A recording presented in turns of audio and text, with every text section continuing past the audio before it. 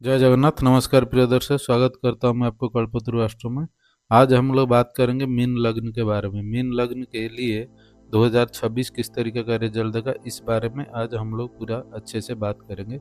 इससे पहले आपको एक इन्फॉर्मेशन, अगर आपको इस तरीके का विश्लेषण अच्छा लगता है तो चैनल को लाइक, सब्सक्राइब एवं शेयर करें और कमेंट दें आगे किस तरीके का विश्लेषण चाहते हैं। अगर मेष से लेके कुंभ लग्न तक जो विश्लेषण है वो प्ले लिस्ट में दिया हुआ है 2026 के लिए, आप लोग जाकर वहाँ से देख सकते हैं। और चैनल को लाइक, सब्सक्राइब एवं शेयर करें, ये रिक्वेस्ट है। पहले फिर चलते हैं तो मीन लग्न के बारे में हम लोग चालू करते हैं विश्लेषण। मीन लग्न में अभी देखिए, मीन लग्न पर शनिदेव का गोचर है और आपके लग्न से तीसरे भाव पर चंद्रमा का गोचर है, लग्न से चौथे भाव पर गुरुदेव का, लग्न से छठे भाव पर केतुदेव का, लग्न से दसम भाव पर मंगल, सूर्य, शुक्र और बुध देव का, और लग्न से द्वादश भाव पर राहु देव का गोचर है। यहाँ से क्या दिखा रहा है शुरुआत में साल का, आपका लग्न पर शनि देव का होना मानसिक दुख, अशांति, टेंशन को दिखाता है और आलस्य को दिखाता है।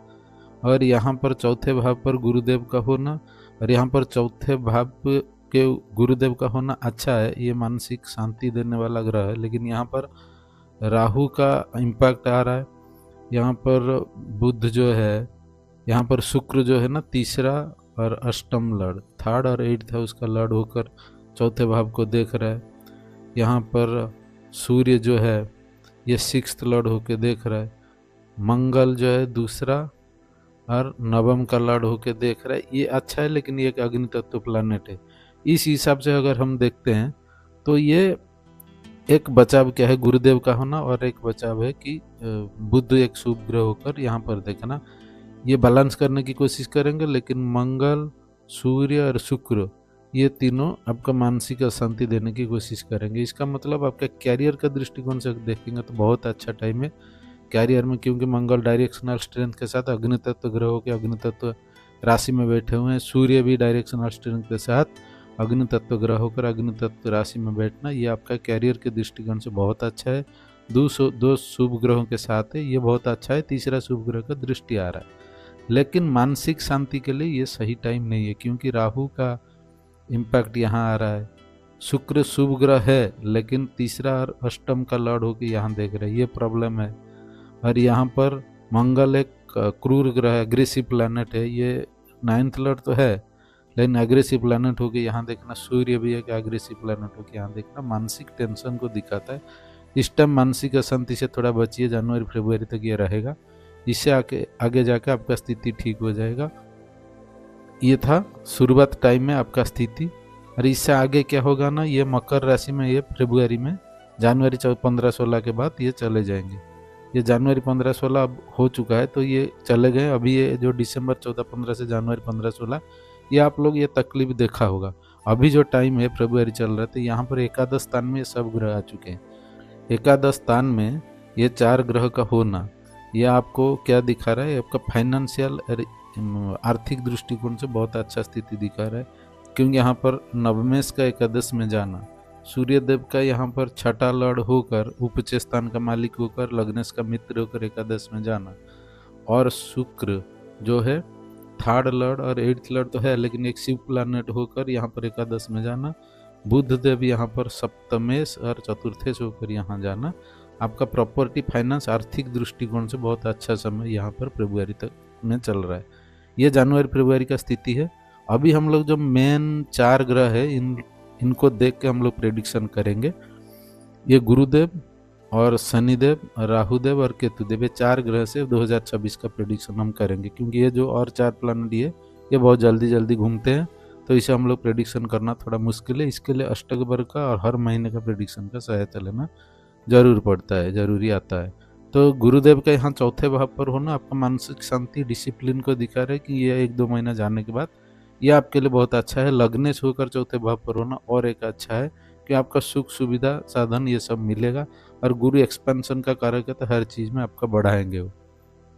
घर अगर इस वक्त बनाएंगे तो बड़ा बड़ा घर बनेगा यार, अच्छा, सब इस चीज़ के लिए अच्छा है। लेकिन जब जून के बाद यहाँ सर गुरुदेव पंचम दृष्टि से आपका अष्टम भाव को, सप्तम दृष्टि से दसम भाव को और नवम दृष्टि से द्वादश भाव को, यानी मुख्य त्रिकोण को अभी इंडिकेट कर रहे हैं। इसका मतलब आपका स्पिरिचुअली इंक्लाइंड होंगे, आपको स्पिरिचुअल लाइन में जाने में अच्छा लगेगा, आपको दान धर्म करने में अच्छा लगेगा, उस तरीके का कर्म करने में आपको अच्छा लगेगा। लेकिन जून के बाद जब गुरुदेव उच्च का हो जाएंगे, लग्नेश होकर उच्च का होना, और यहाँ से आप त्रिकोण को इम्पैक्ट करेंगे। ये नवम दृष्टि से लग्न पर, पंचम दृष्टि से नवम पर, सप्तम दृष्टि से आपका एकादश स्थान पर। आपका अर्थ इनकम तो होगा, लेकिन आप फिर भी उस टाइम भी आप स्पिरिचुअल रहेंगे। लेकिन ये धर्म त्रिकोण, ये मुख्य त्रिकोण से लेकर धर्म त्रिकोण में आ रहा है, मतलब जो नियम है, जो रूल है, उस तरीके का काम करेंगे। यहाँ पर शनिदेव को दृष्टि करेंगे जाके जून के बाद। शनिदेव यहाँ पर आपके लिए एकादश से द्वादश से, द्वादश का लग्न पर होना अच्छा बात नहीं है, लेकिन एकादश का लग्न पर होना भी हेल्थ को इंडिकेट, हेल्थ इश्यूज को दिखा रहा है। लेकिन एकादश लग्न पर होना आपका फाइनेंस और इनकम के दृष्टिकोण से अच्छा है। एकादश लग्न पर है और द्वादश भाव पर राहु है, यह भी हेल्थ इश्यूज को दिखा रहा है। इस हिसाब से गुरुदेव का पंचम में हो जाने के बाद, जून के बाद, आपके हेल्थ इश्यूज और मानसिक शांति ये सब बैलेंस हो जाएगा, ये अच्छा होगा। ये गुरुदेव उस वक्त बहुत अच्छा ज़बरदस्त रिजल्ट उस टाइम देंगे। फिर उसके बाद शनिदेव को अगर देखते हैं, शनिदेव आपका लग्न पर है। ये जब मैं बोला ये अभी प्रॉब्लम दे रहे हैं, जून में कम हो जाएगी, क्योंकि शनिदेव का तीसरी दृष्टि या तीसरे भाव मित्र दृष्टि मित्र राशि पर आ रहा है। तो आपके एफर्ट्स कर पाएंगे, लेकिन थोड़ा ज़्यादा मेहनत करने के बाद आपको रिजल्ट मिलेगा। सप्तम दृष्टि आपका मित्र राशि के ऊपर है, तो यहाँ पर भी ज़्यादा परेशानी नहीं है। यहाँ पर दिग्बड़ी होते हैं, मित्र राशि का है, तो आपका बिजनेस जो भी है वो सब में ग्रोथ कर पाएंगे, लेकिन थोड़ा लेट में कर पाएंगे। और दसम दृष्टि से आप कर्म भाव को, आप कैरियर भाव को देख रहे हैं, तो कर्म में आपको उन्नति कराएंगे, क्योंकि यहाँ पर गुरु का इम्पैक्ट और शनिदेव का इम्पैक्ट। गुरु है दैवी कृपा और शनिदेव है समय, ये दोनों का इम्पैक्ट दसम स्थान पर आना आपके कैरियर के दृष्टिकोण से अच्छा है। ये शनिदेव का रिजल्ट। और ये हो गया। अब अगर हम देखते हैं तो राहु देव का द्वादश भाव में होना ये अच्छा बात नहीं है। और यहाँ पर वो आके पंचम दृष्टि से चौथे भाव को देख रहे हैं, पंचम दृष्टि से चौथे भाव को, और सप्तम राहु केतु का एक्सिस से आ रहा है। नवम दृष्टि आपका यहाँ पर अष्टम भाव पर आ रहा है। ये भी मुख्य त्रिकोण की इंडिकेट कर रहे हैं, लेकिन मुख्य त्रिकोण में राहु पॉजिटिव जब अभी हो रहा है, तो अभी ये राहुदेव स्पिरिचुअल लाइन से अच्छा देंगे कि गुरुदेव का इम्पैक्ट आ रहा है। लेकिन गुरुदेव जो यहाँ उच्च का हो जाएंगे तो राहुदेव का नेगेटिव इम्पैक्ट थोड़ा बढ़ेगा। उस टाइम आपके हेल्थ को लेकर कंसर्न रहेगा, आप टेंशन में रहेंगे, लेकिन गुरुदेव आपको बचाने की कोशिश करेंगे, कर देंगे। ये था 2026 का रिजल्ट। और जो ओवरऑल मीन लग्न का जो फ्लक्चुएशन रहता है थोड़ा दिमाग में, यहाँ पर मीन शनिदेव आ जाना, ऐसे तो आपका माइंड फ्लक्चुएट रहता है।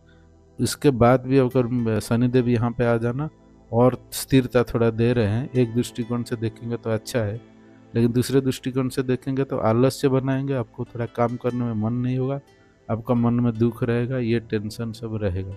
इससे बचने के लिए आपको कर्म करना होगा, उठना होगा, थोड़ा फास्ट होना होगा, ये सब टाइम थोड़ा सा झेलना होगा। शनिदेव यहाँ से मेष राशि में जब तक नहीं आते हैं। तो ये 2026 का प्रेडिक्शन इस तरीके का था, ओवरऑल एवरेज प्रेडिक्शन।